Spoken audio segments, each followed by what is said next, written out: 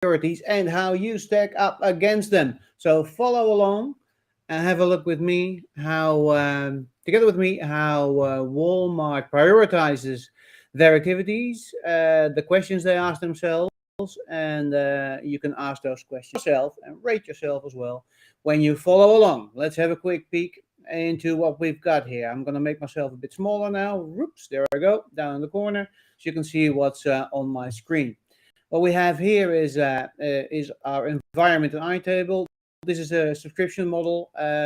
We offer this as a subscription. Details are in the link below, where you have full access to all the data that's in here. And in total, there's about 1,500 bases in here, and there are new ones added on a daily basis and edited on a daily basis, as you can see on the notification. Right, but we're going to have a look at Walmart. So that's what we're doing. Walmart, their critical capabilities and their priorities. What you will be seeing appearing on your screen here is the following. You'll have the issues that Walmart is currently working on, dealing with, that are high in their priority list, the current issues, all organized here. And the list goes down and down. There's a total of 2,857 members in there, questions and their criteria, the things that they're basically doing.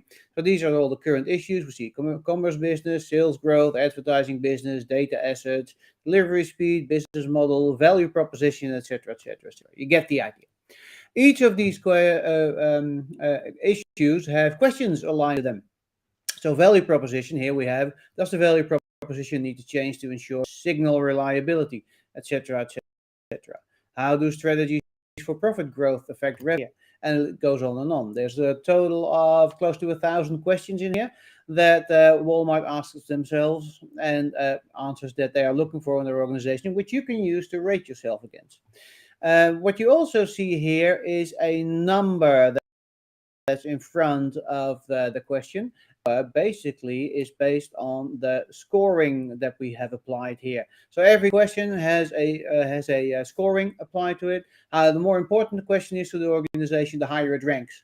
And the less important it is in relation to all the other questions, the lower it ranks. That's basically how it works. So when you do that, the most important questions come popping up to the top.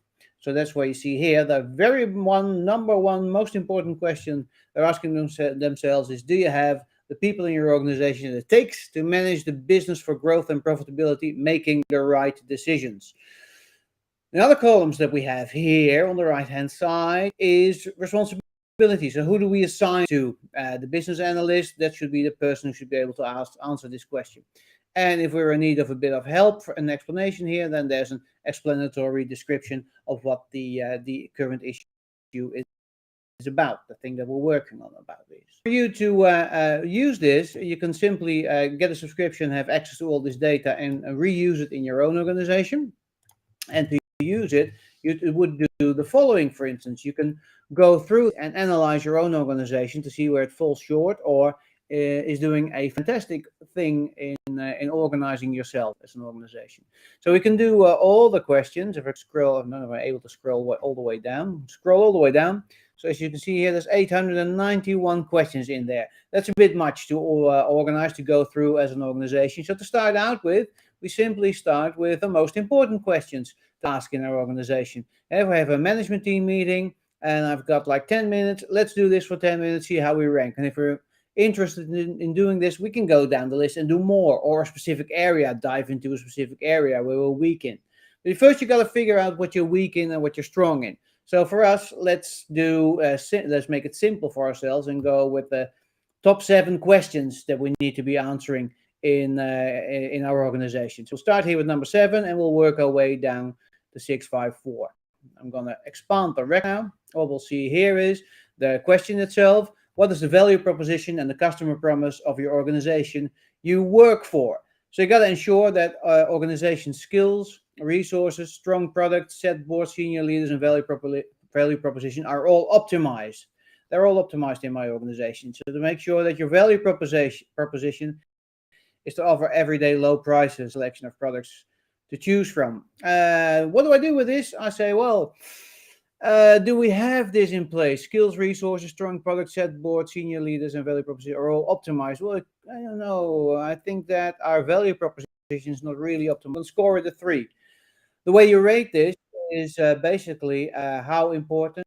That's what this one's for. In my opinion, we have the answer to this question clearly defined. 1 is no and 5 is yes. And this is helpful to organize that. And our responsibility, the one to take care of that, would be the interactive designer. And I want a reply back in, let's say, 2 days. Next record. Oh, I'm going up the other way. 6. Again, what is the value proposition? Another one, put the right team with the necessary proficiency together to build the value proposition, the retail sales manager, the right team. I want to know how they are doing team management here. So I think we've got that under control, but I need an answer as well there. And I want that answer, I want it now, start date now, and I want it, let's say, next week. Next question. Gather data from every level of the organization. I'm going to make it a bit larger so you can better see it. Gather data from every level of the organization to monitor and maintain your value proposition level of our organization related to our value proposition. So I'm going to do a 2 here. And that's going to be going to take a lot more work than this. So we'll give that like a few weeks. Done. Next one. Effectively allocate resources to communicate the value proposition. We need to know exactly first what we need to allocate against. So we'll do that. And the retail sales manager, we'll know later. We'll do that here and we'll organize that there. Up. We have a new question. Question number 6. Did your business engage in any giving or community investment during your last financial year? Walmart's all about giving and the investment community itself as well, giving information to that one. So the investment community for Walmart includes investors, analysts, and industry professionals who are interested in learning more about the company and how they can benefit financially from the stock. So you need to take steps to guarantee a profitable turn on investment. Oh, we got that under control. Done. Next question. Send daily automatic pricing feeds to plan sponsors and investments. We could do better there. There. It's there. And I've stopped doing the start and the end date because you get the idea what I'm doing here. I'm just going to rate them. That makes us go a bit faster. Send out daily pricing updates on that one. We've got take the opportunity to get involved in your local community. We're good at that as an organization. Anticipate changes to your company's current business model. We're always keeping track of what's going on the horizon, but we're open to learning more. Implement human capital structures to align human capital with strategy. Yeah, we're not so strong there. And it's question number 5. Does your current business model have a clear sales strategy? A new question. Sales strategy, analyze the difference of the logical model. No, not really. Does your current business have a clear sales strategy? Switch to a model of working collaborative rather than silos, collaboratively rather than silos. We could do more work there. And this one, admire a hero or a role model. Does everybody have a hero or a role model? No, not really. Will your organization offer sales volume growth incentive rebates? Analyze sales using big data and information system analytics. Let's give it a 4. Implement repetitive manufacturing to produce orders based on sales. Oh, that will be good. It's like manufacturing on demand if we've had that. No, we don't have that in our organization. Now, let's go up. Question number 3. Only 3 questions to go. Has your organization reached the point where prospects for maintaining strong sales and earnings growth trends in the future are reasonably good? The sales team should articulate their unique value proposition when selling products and services to customers and prospects. All right. A unique value proposition. Let's say I'm pretty good at that. We'll give it a 4. Take action to expand learning opportunities. Yeah, well, that's very individual, so we need to check that. And I also want to be checking that. So I'm going to add that to the calendar to make sure that we are checking all the learning capabilities of everybody in place. Take steps to ensure your content is relevant to both your followers and your prospects. We're continuously doing that, so we'll give ourselves a 5 there. Own up to your point, what you're meaning here. So we'll give that a 5. We're strong at this. Question number 2. Has the sales growth of the representative organization being consistent, of Walmart being consistent. So gather feedback from clients about their experience integrating into the strategy to ensure that the critical processes of sales are met. Ooh, feedback from clients continuously. We're not that strong there. Marketing manager. I'm going to ask the marketing manager to look into that one. And as you can see here, just as a generic field with responsibility, marketing manager, I can add fields here, which basically say John Doe is the marketing manager, and he needs to come back to me with an answer. Then test all transactions to ensure that the correct amount of sales are classified as exempt. If they are classified as exempt, no, we'll need to check that. Take steps to increase customer loyalty and profitability. Yes, we're continuously doing that. 5. Agree with the assessment of the profitability. That will be good. I need to know the profitability first. Manage production and supply chain to achieve high quality profitability. As Walmart, we're really strong there. Are we? So we'll say that's strong there. Okay, if I go up now, we'll see we're at the end. We've done them all. We've answered the top 7 questions in our organization, and they're rated like this now. Now, what I can do now is simply sort them from high to low. Rating, sort from low to high, excuse me, and go all the way to the end.